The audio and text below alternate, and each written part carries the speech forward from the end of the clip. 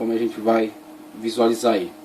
Alguns teólogos, como Wilson J.C., em The Problem of the Domitianic Date of Revelation, New Testament Studies, 39, página 39, aliás, capítulo 39, da página 587 a 605, da página 587 a 605, propõe a hipótese da abordagem desta passagem a partir da possibilidade de o livro ter sido escrito na época de Nero.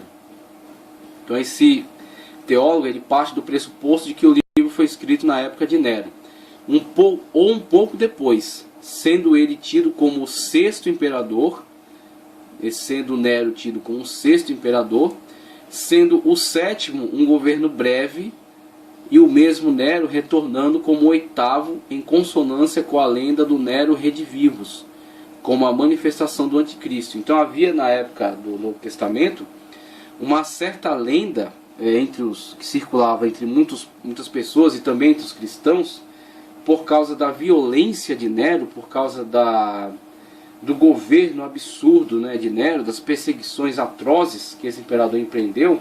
Havia uma lenda de que Nero retornaria no futuro como o anticristo, que ele seria ressuscitado e seria ele mesmo a pessoa do anticristo. Então, aproveitando essa lenda que circulava entre as pessoas, este autor parte do pressuposto de que João escreve na perspectiva desse entendimento, que João também compartilhava desse entendimento. Então, a partir dessa perspectiva, ele propõe a seguinte hipótese, né? Hipótese de interpretação para os 7 reis, temos a lista de monarcas que eu falei. Estes são também os 7 reis, 5 já caíram, e aí temos uma lista de 5 nomes, né? Júlio César, Augusto, Tibério, Calígula e Cláudio, tá certo? Esses são os 5 reis que caíram, nessa perspectiva adotada por esse autor, né? Por Wilson J.C. Então temos os 5 que caíram, teriam sido estes. Temos o que existe, na época do qual João teria escrito o Apocalipse, e o outro que Galba, outro e Vitério, outro ainda não é vindo, e quando vier convém que dure pouco tempo, esse período de transição curta, né, entre estes monarcas, esse período de estabilidade. E aí temos na continuação, os demais nomes, né, e a besta que a besta que era e já não é, e a besta que era e já não é ela também o oitavo, e é do 7, e vai à perdição. E aí temos a linha de continuidade e a besta sendo o oitavo, ou seja, aquele que virá no período escatológico após essa linha de continuidade. Ela vem numa linha de sucessão, mas não necessariamente ela vem naquela época, conforme está sendo abordada pelo autor. Ele está numa linha de continuidade, mas ele vem para o tempo escatológico. Ele vem naquela mesma linha de sucessão, mas ele está para o tempo futuro. Tá, ok? Então essa é uma das teses de interpretação acerca dessa lista de reis apresentada lá por João em Apocalipse. E a outra que queremos apresentar, conforme a gente quer mostrar aqui,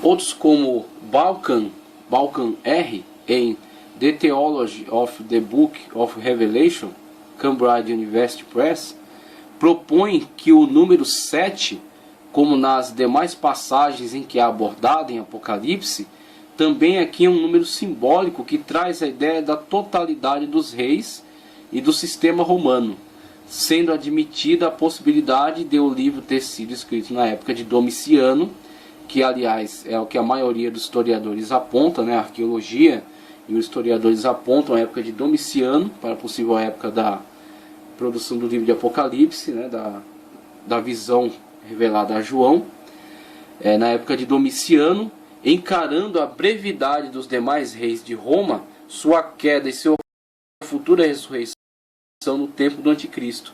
Então temos aí a visão anterior, que abordava essas descrições de uma forma mais literal, mas como já falamos, apesar do pré-tribulacionismo, pré-milenismo, dispensacionalista, priorizar, né, dar mais ênfase ao literalismo, isso não significa que a alegoria está completamente descartada. Em alguns pontos do Apocalipse, logicamente a alegoria é a melhor ferramenta de interpretação. Quando, por exemplo, tratamos acerca de Apocalipse 12, falando sobre o dragão vermelho e a mulher vestida de sol com a lua embaixo dos seus pés e grávida para dar à luz. Obviamente a alegoria é a ferramenta de interpretação. Quando falamos da besta que sobe do mar, logicamente a alegoria é uma questão tipológica, né? Os tipos representados ali e a questão da visão alegórica daquele ser. E aqui também a alegoria é uma possibilidade bastante forte.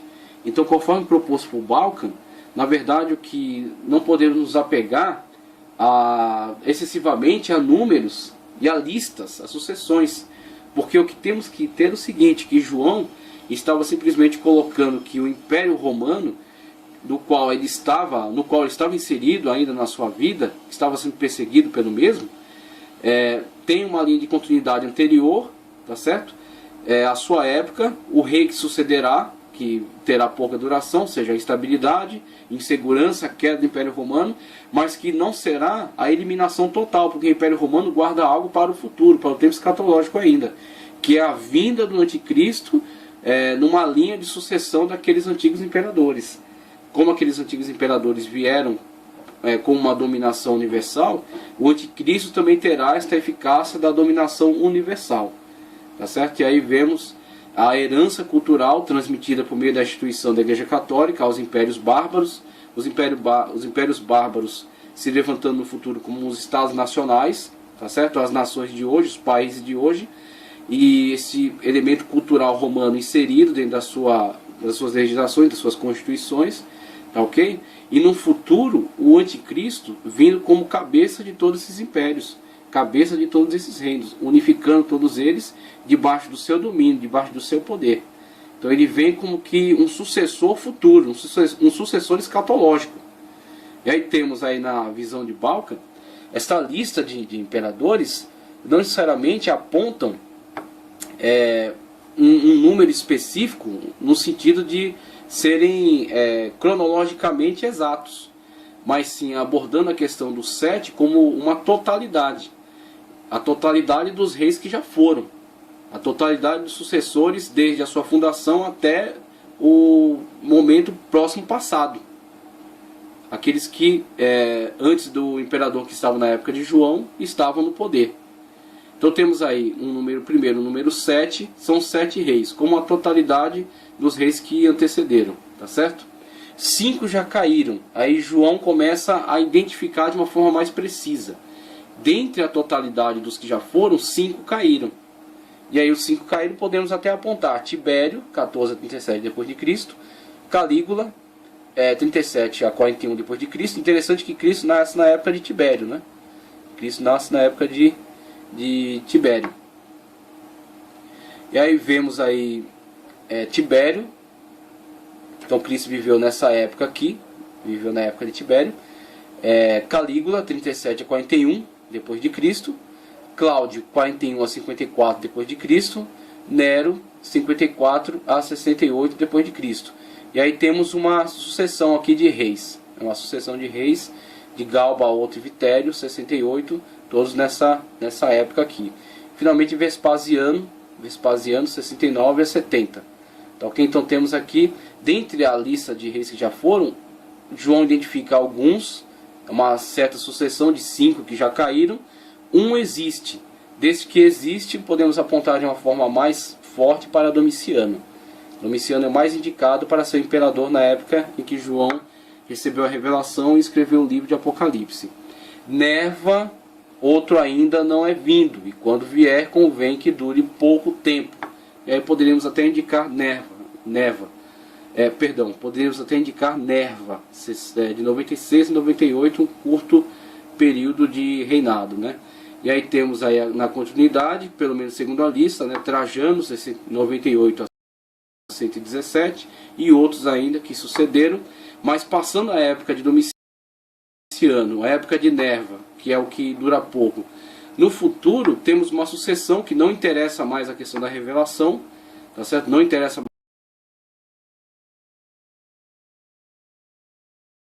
mais a abordagem da revelação que João está nos transmitindo.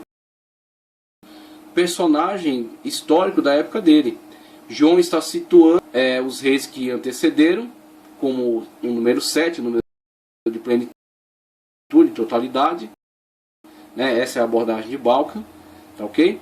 Está abordando 5 com uma especificação dentro dessa abordagem mais ampla.